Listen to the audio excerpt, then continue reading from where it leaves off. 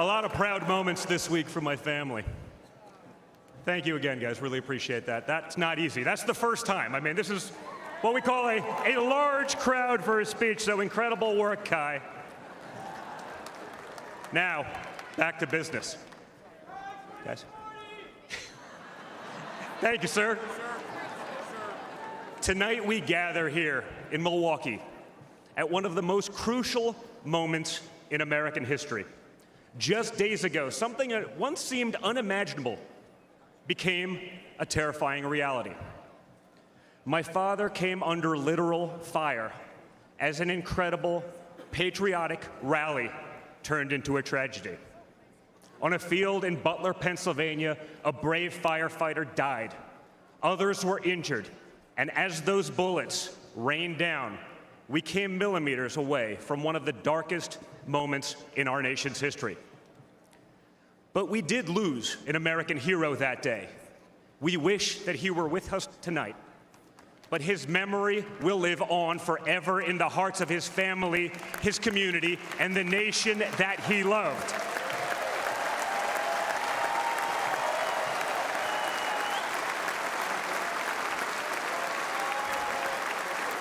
So I would like to take just a moment tonight to express our gratitude for the life and service of American hero Corey Comparator.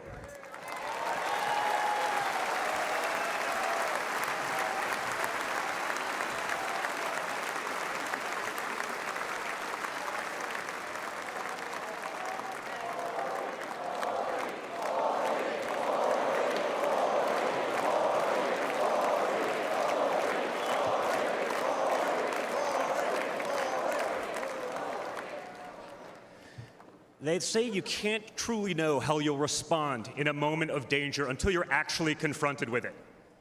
So what was my father's instinct as his life was on the line? Not to cower, not to surrender, but to show for all the world to see that the next American president has the heart of a lion.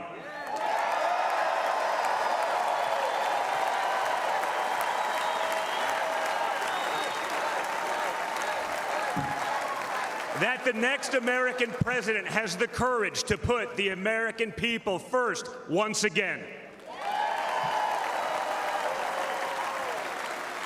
And in that moment, my father didn't just show his character, he showed America's character.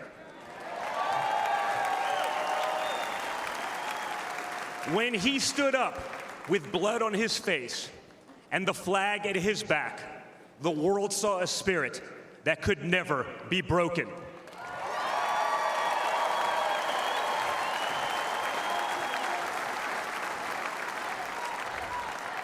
And that is the true spirit of America.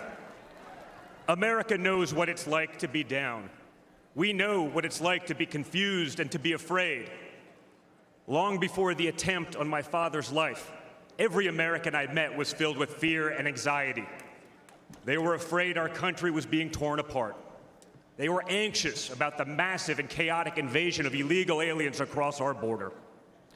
They were deeply concerned about partisan lawfare, education indoctrination, and attacks on freedom of speech. Most terrifying of all, they saw that our leaders didn't care, or worse, that they joyfully aided and abetted the erosion of our rights. And the lies. Oh yeah, the lies. We won't ever forget the lies. From left-wing politicians, from their allies in the media, when you hear them in a row, you fully understand the extent they have gone to divide this great nation. They lied about Russia collusion. They lied about Hunter's laptop.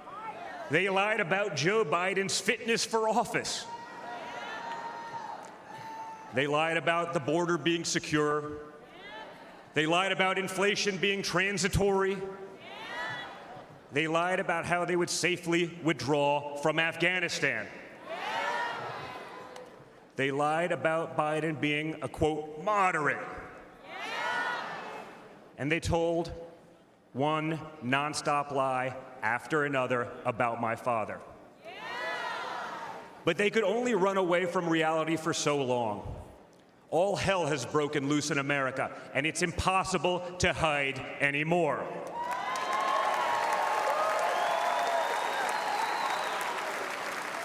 Remember Build Back Better? Instead, we got broke, bumbling Biden.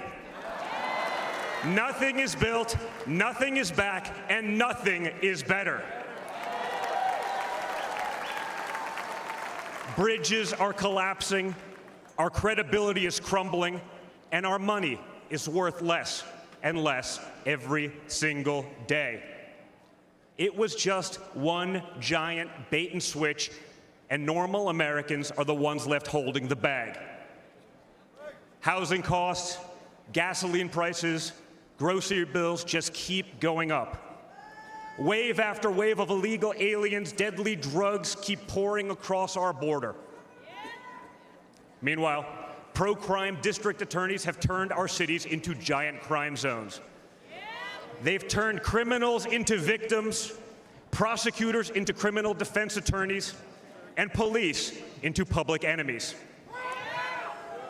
Left-wing activists are pretending to be educators, teaching our kids that there are 57 genders, but they can't even define what a woman is.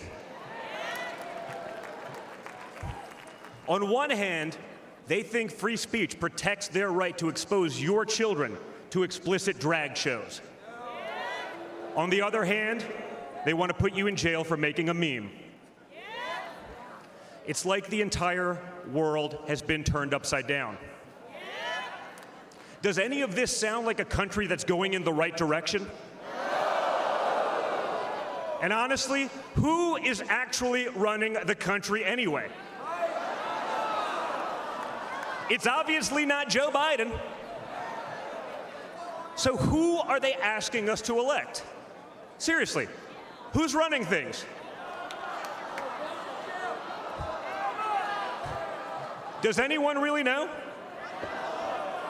Is it Jill? Is it Hunter? Barack Obama? Maybe it's the ghost of Corn Pop.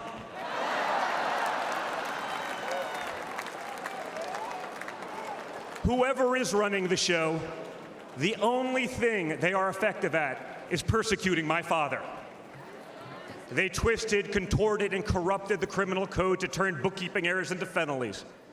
They concocted new legal theories out of thin air. They imposed gag orders on my father because the last thing a defendant should be able to do is defend himself, right?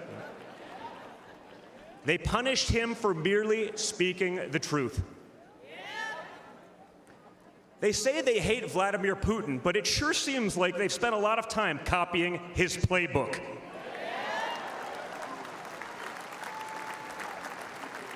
In this country, we don't criminalize political differences. We debate them. We vote on them. But we don't make you choose between picking a party or picking a jail cell.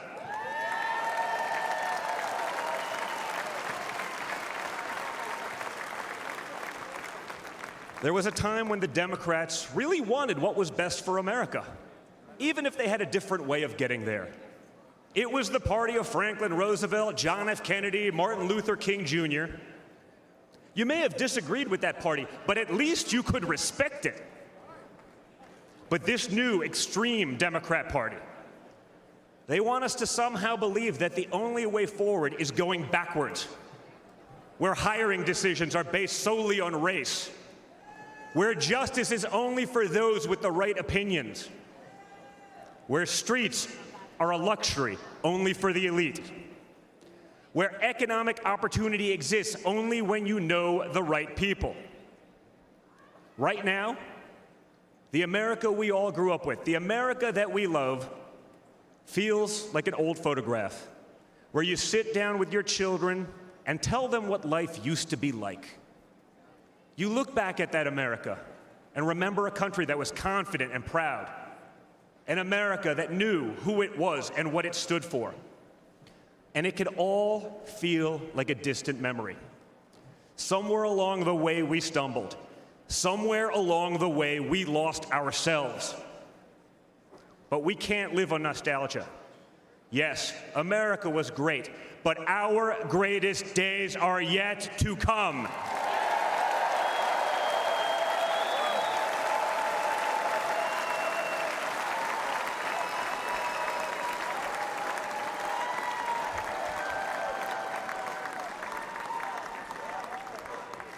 Because no matter how far off that old photo may feel, it's not the end of our story. We're like that man who stood on that platform and felt the bullet pierce his flesh just days ago in Pennsylvania. He may have moved to the ground, but he stood back up.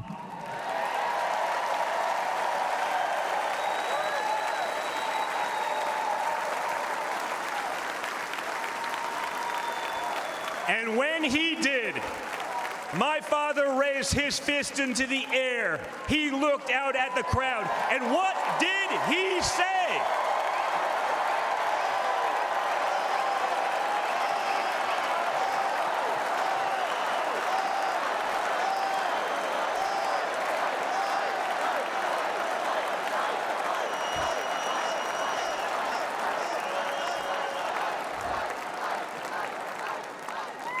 And we will fight. We will fight. We will fight with our voices. We will fight with our ideas. And on November 5th, we will fight with our vote.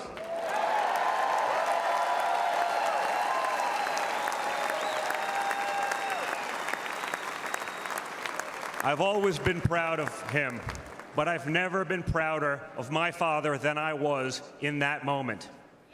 That's when the world found out that there is tough, and then there's Trump tough.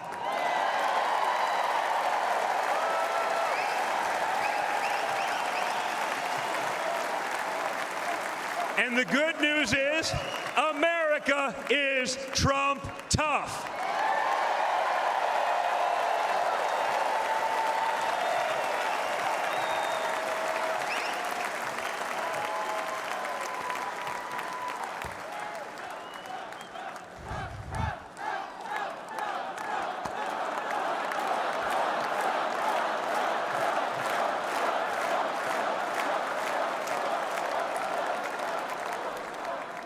In 1912, more than a century ago, another legendary Republican president came right here to Milwaukee.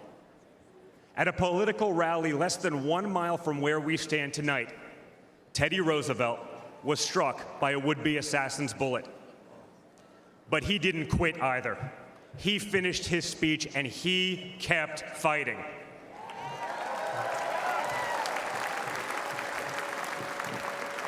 My friends, I don't believe in coincidences, but I do believe in God's plan.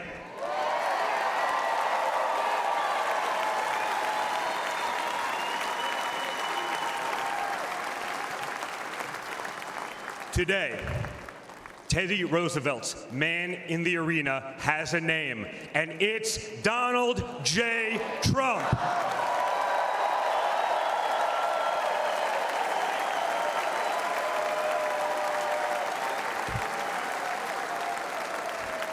Remember, my father didn't have to run for re-election this year. He doesn't need the money, the fame, the power. Frankly, he doesn't need the witch hunts, the phony investigations, or the political prosecutions either. But he knew he had to run if there was any chance at saving America.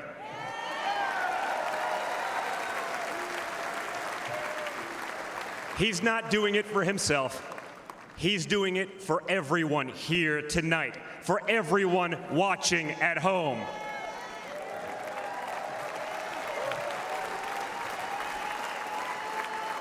No matter who you are, you can be a part of this movement to make America great again. Look at me and my friend J.D. Vance. A kid from Appalachia and a kid from Trump Tower in Manhattan. We grew up worlds apart, yet now we're both fighting side by side to save the country we love. And by the way, J.D. Vance is going to make one hell of a vice president.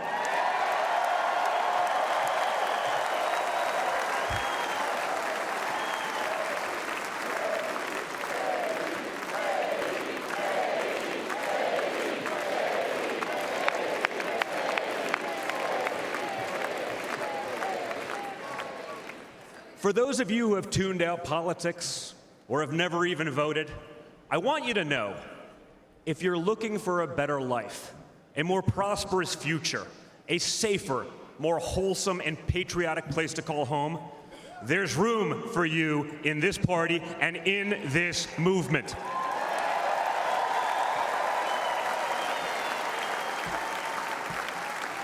In fact, you're the ones who matter most of all. My father has always said that the people he gets along with best are the people who really work for a living.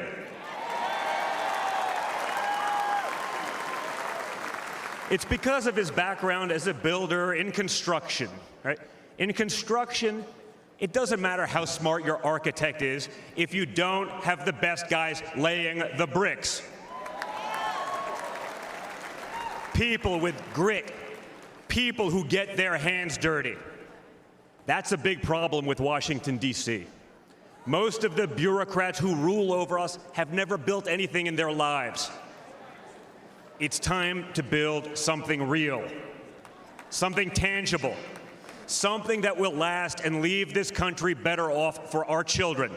That's my father's mission.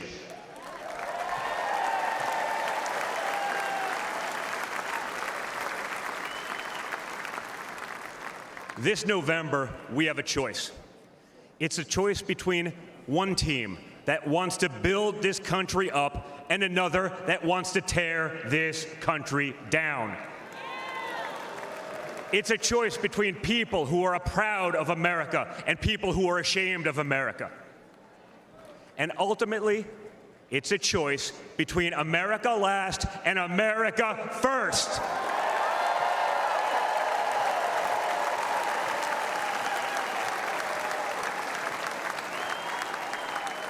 So if you love this country from the bottom of your heart, if you want to bring back common sense, if you want to save the American dream, if you want to stand up and fight for the future of our nation, you must re-elect my father, Donald J. Trump.